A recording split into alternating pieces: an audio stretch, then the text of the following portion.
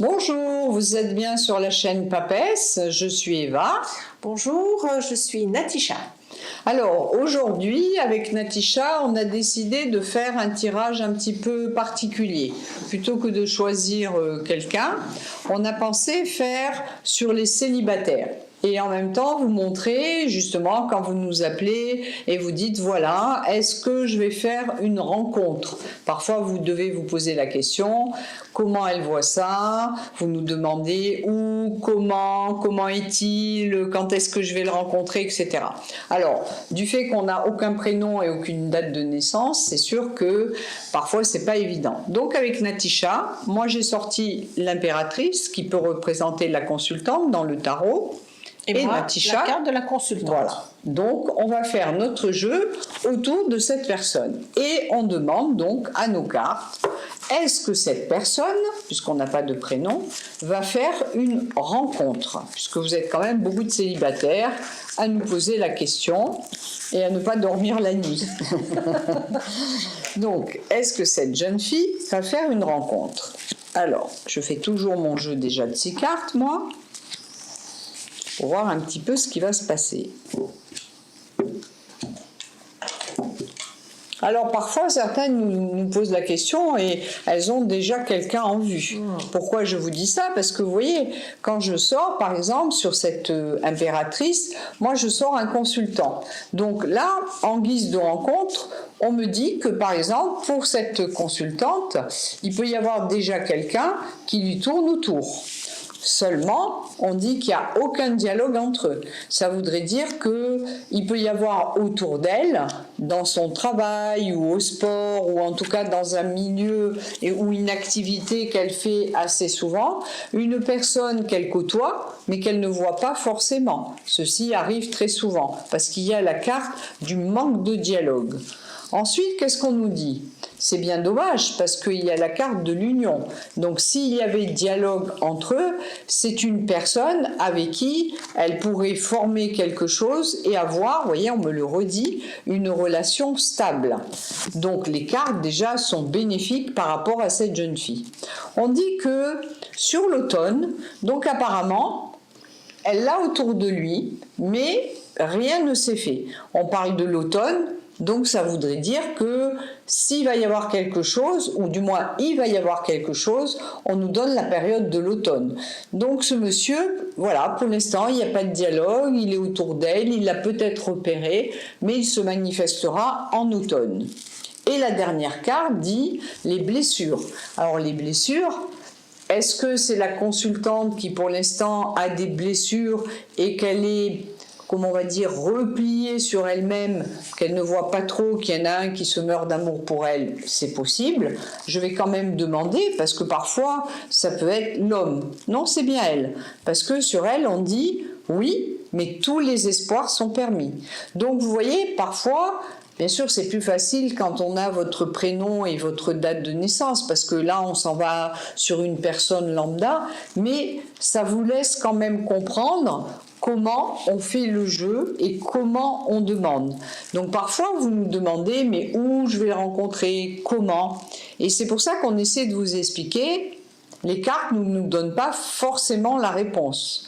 Donc là, je vais laisser Natisha faire son jeu et on essaiera de voir avec d'autres cartes si on a plus de réponses après. Donc moi, c'est pareil. Hein, dans le jeu de la consultante, j'ai bien un homme. D'accord. Hein, et j'ai la carte de la gestation. Ça veut dire quoi? Alors, il se pourrait peut-être qu'elle ait déjà rencontré cet homme, mais que voilà, il faut le temps. Pourquoi? Parce que dans mon jeu, je vois quand même que la consultante a eu beaucoup de blessures par le passé, elle a été trahie, il faut qu'elle fasse un deuil de cette souffrance et de cette relation qui s'est vraiment mal passée.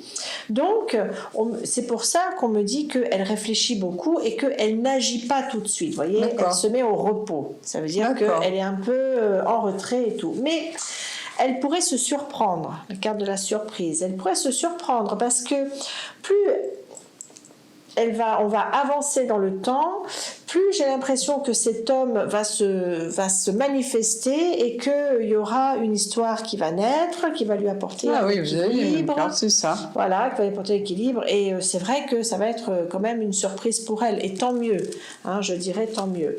Donc, effectivement, cette femme, cette consultante qui est célibataire, qui peut-être manque énormément de confiance en elle de par une histoire du passé mal vécue. Vous avez parlé d'espoir tout à l'heure, et ben moi je vais dire pareil, hein, dans la vie il peut y avoir des surprises, donc n'hésitez pas, hein, il faut vraiment, c'est ça, on dit à la consultante, voilà, avancez, sortez, peut-être voilà, restez peut-être un peu prudente, méfiante, mais faites tomber les barrières qui vous empêchent d'avancer. Voilà ce que je lui dirais. Voilà, puis ce qui ressort, et qui ressort sur beaucoup d'entre vous, même si on a pris une personne lambda avec Natisha, beaucoup d'entre vous sont encore rattachés au passé. Et on vous le dit souvent, parce que là, par exemple, ça sort. Il y a le passé, il y a la peur de la trahison, et inconsciemment ou consciemment, sachez que ça bloque les rencontres. On est son propre miroir, donc on reflète ce que l'on pense. Et le fait de refléter ce que l'on pense, la personne qui est en face de vous, même si vous lui plaisez énormément, peut avoir un frein à venir vous parler. Si vous reflétez que vous êtes bien dans votre peau, qu'il n'y a rien qui vous empêche de rencontrer quelqu'un, qu'il n'y a pas de barrière, que vous êtes ouverte à la vie et à la joie, cette personne n'aura pas d'obstacle. On vous le dit, souvent on est son propre miroir, il ne faut pas l'oublier. Et alors parfois on a l'air de répéter la même chose, on n'a pas avalé un disque, mais c'est parce que les cartes nous le disent bien.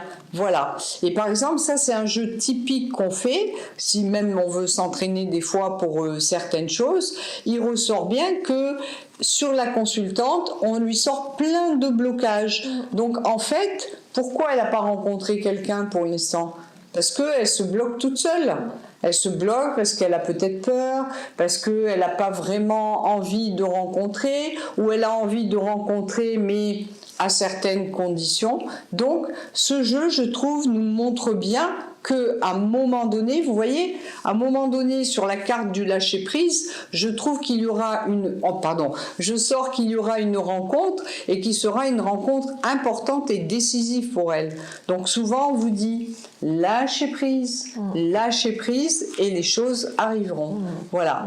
Donc on a voulu un petit peu faire ce jeu, même si c'est pas, comment on va dire, c'est pas traditionnel hein, de faire un jeu comme ça, mais on s'est dit bon, on a fait une fois les triangulaires parce que ça arrive très souvent que vous ayez en vue une femme ou un homme qui soit pas forcément libre, mais nous avons aussi beaucoup sur le réseau des personnes qui sont célibataires et qui se demandent à quelle sauce elles vont être mangées. Donc réfléchissez, parce que je pense que en lâchant prise et en étant dans votre esprit, en vous disant oui, je vais rencontrer la personne que je recherche, les choses peut-être arriveront beaucoup plus vite. Surtout que la pensée est créative. Hein. C'est ça. Donc, voilà. C'est ça. La pensée négative, ça n'arrivera pas.